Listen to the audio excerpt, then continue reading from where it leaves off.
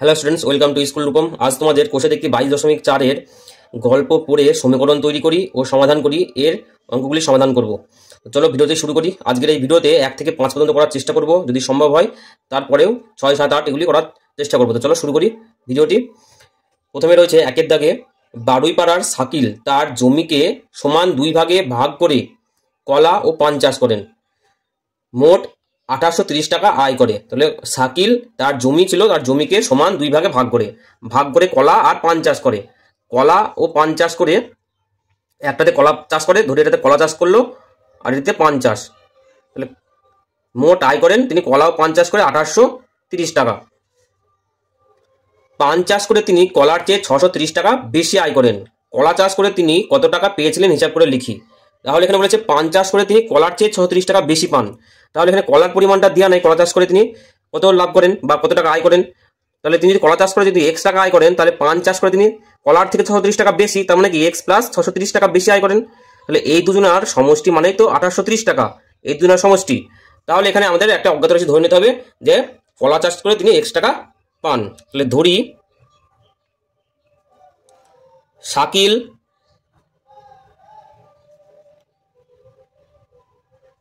কলা চাষ করে x টাকা আয় করে। তাহলে শাকিল কলা চাষ করে x টাকা আয় করলে পরে পান চাষ করে আয় করবে, এবং পান চাষ করে আয় করে x প্লাস 630 টাকা, 630 টাকা বেশি কলার থেকে। তাহলে শর্ত অনুসারে কি হবে, এই কলা চাষ আর পান চাষের যে মোট টাকা 2830 সমান এটা হতে পারে। তাহলে শর্তানুসারে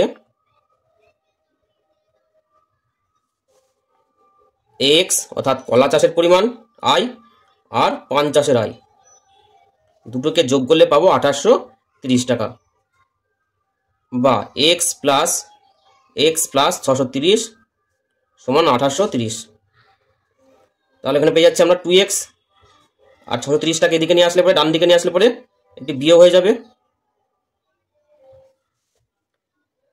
বা 2x সমান পেয়ে যাচ্ছি 2200 টাকা। অতএব x সমান 2200 বিভক্ত 2, 1100 টাকা। তাহলে 1100 টাকা আমরা কি ধরেছি, কলা চাষ। তাহলে কলা চাষ করে তিনি পান 1100 টাকা। তাহলে এখানে হিসাব চেয়েছি কি কলা চাষ করে তিনি কত টাকা পান। অতএব শাকিল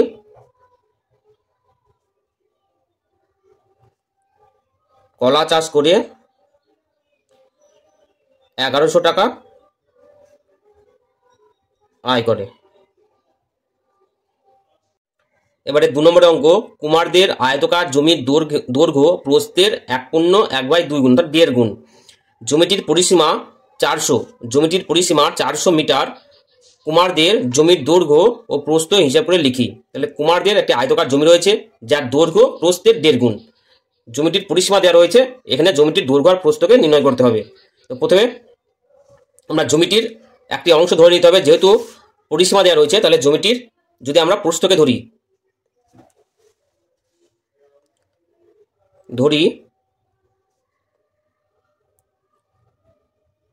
কুমারদের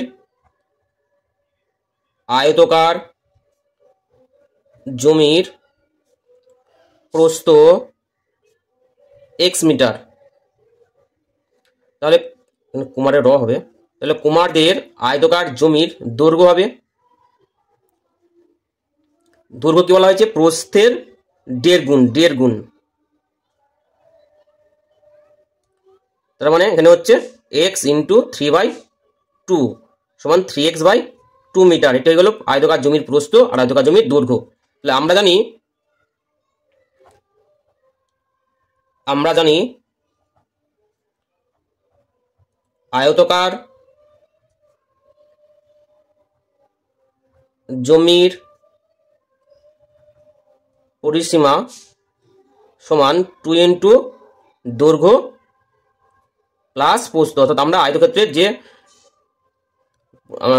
একক, শুধু হবে এটা একক।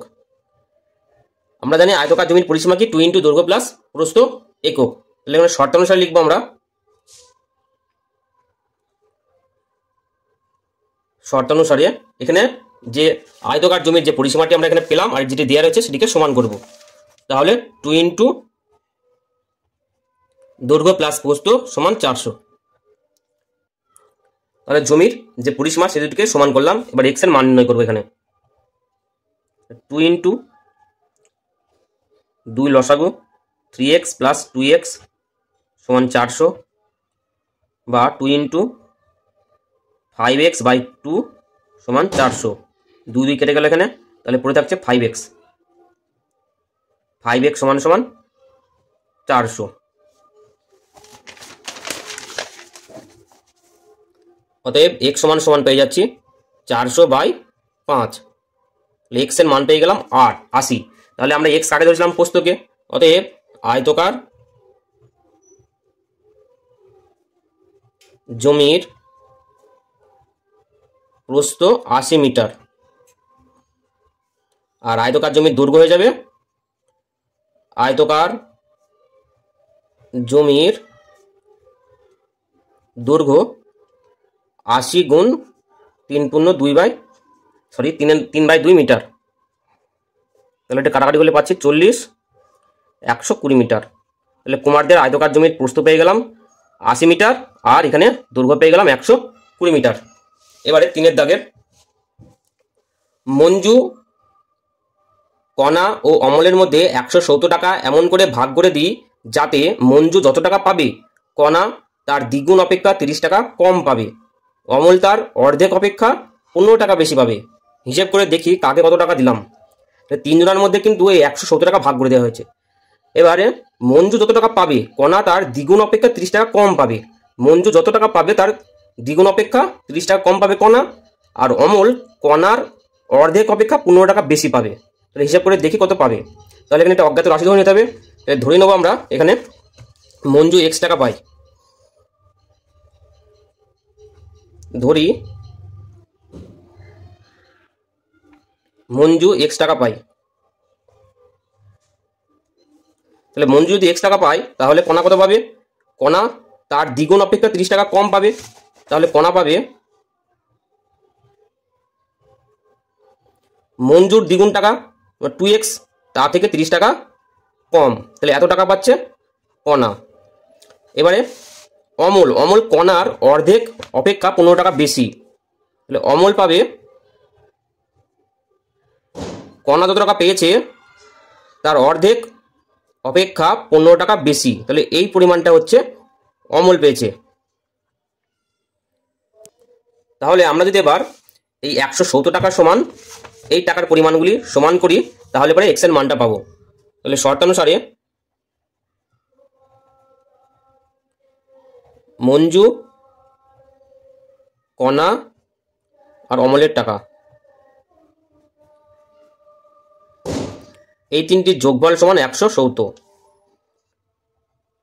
তাহলে x plus 2x minus 30 plus 2x minus 30 2 লসাগু করলে এখানে পেয়ে যাব 30 সমান 170। তাহলে এখানে পেয়ে যাচ্ছি 3x minus 30 plus 2x by 2 সমান 170। এখানে 30 কেটে যাচ্ছে বা দিয়ে 3x প্লাস 2x বাই 2 এই 30কে আমরা যদি বাম পক্ষ থেকে ডান পক্ষে নিয়ে যাই তাহলে এটা প্লাস হয়ে যাবে। তাহলে 170 প্লাস 30 বা তাহলে এটাকে লসাগু করলে পাবো 6x প্লাস 2x বাই 2 সমান 200 বা 8x সমান সমান 400। অতএব x সমান সমান 400 বাই 8 50। তাহলে x ধরেছিলাম মঞ্জু, তাহলে মঞ্জু কত টাকা পাচ্ছে? মঞ্জু পাচ্ছে 50 টাকা। এখানে লিখবো অতএব মঞ্জু পাবে 50 টাকা। আর কণা পাবে কত? এখানে বলা হয়েছে যে কে কত টাকা, তাকে কত টাকা দিলাম। তাহলে মঞ্জু পাবে 50 টাকা, কণা পাবে 2x মাইনাস 30। তাহলে এবার এখানে 2x মাইনাস 30 টাকা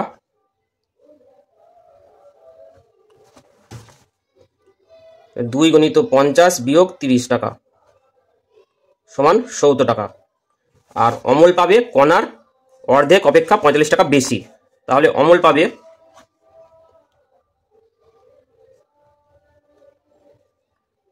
700 লেখা হয়ে গেছে 70 অর্ধেক তার থেকে 15 টাকা বেশি, তাহলে 35 যোগ 15 সমান 50 টাকা, তাহলে অমল পাচ্ছে 50 টাকা।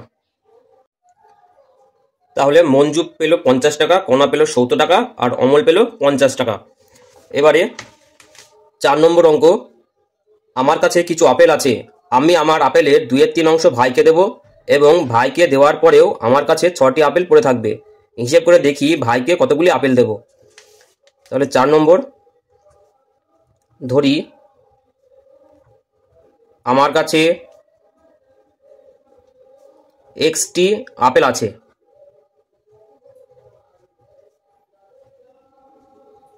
তাহলে আমি আমার আপেলের 2/3 অংশ ভাইকে দেব। তাহলে আমি ভাইকে দেব আমার আপেলের 2/3 অংশ সমান 2x/3 অংশ। এবার এখানে বলা রয়েছে যে ভাইকে দেওয়ার পরেও আমার কাছে 6টি আপেল পড়ে থাকবে, তাহলে হিসাব করে দেখি ভাইকে কতগুলি আপেল দেবো। তাহলে শর্তানুসারে এখানে শর্ত দেওয়া রয়েছে, আমার আপেল থেকে ভাইয়ের আপেল যদি বাদ দিই তাহলে যেটা পড়ে থাকবে সেটা 6টি আপেল। ভাইকে দেওয়ার পরেও আমার কাছে 6টি আপেল পড়ে রয়েছে, তাহলে 3x - 2x/3 সমান 6, x/3 সমান 6, অতএব x সমান পেয়ে গেলাম 3×18। তাহলে এখানে প্রশ্ন করেছে যে হিসাব করে দেখি ভাইকে কতগুলি আপেল দেবো, তাহলে xটি আপেল কাটাতে ছিল, xটি আপেল ছিল আমার কাছে, তাহলে ভাইকে দেব, ভাইকে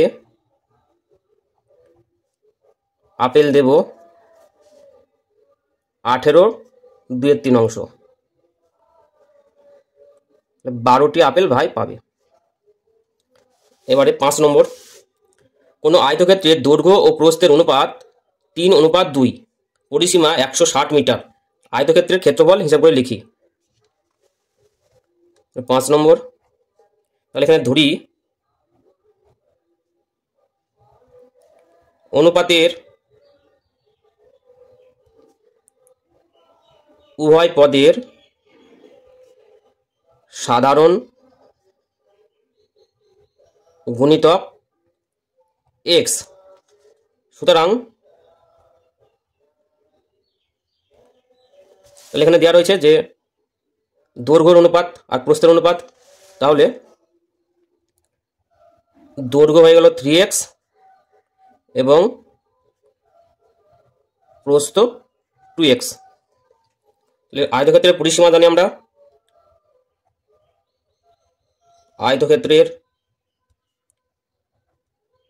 পরিসীমা সমান 2 × দৈর্ঘ্য প্লাস প্রস্থ একক। শর্তানুসারে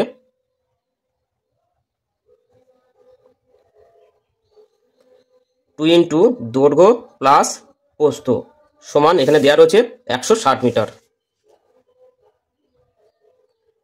বা এখানে পেয়ে যাব 5x আর এখানে 2 সমান 160, 10x সমান 160। x এর মান বার করবে এখান থেকে, 160/10 সমান 16, তাহলে x এর মান পেয়ে যাচ্ছি 16। যেহেতু উভয় পদের সাধারণ গুণিতক 16, তাহলে উভয় পদকেই আমরা 16 দিয়ে গুণ করব। অতএব আয়তক্ষেত্রের দৈর্ঘ্য 3x সমান 3 × 16 মিটার 48 মিটার, আর আয়তক্ষেত্রের প্রস্থ 2x সমান 2 × 16, তাহলে পেয়ে যাচ্ছি 32 মিটার। তো এই ছিল এখানে তোমাদের আজকেকার যে কোষে দেখি 22.4 1 থেকে 5 পর্যন্ত অঙ্কগুলির সমাধান। এর পরের ভিডিওতে 6 থেকে 10 পর্যন্ত অঙ্কগুলির সমাধান করব। আজকের মতো ভিডিওটি এখানে শেষ করছি। ধন্যবাদ।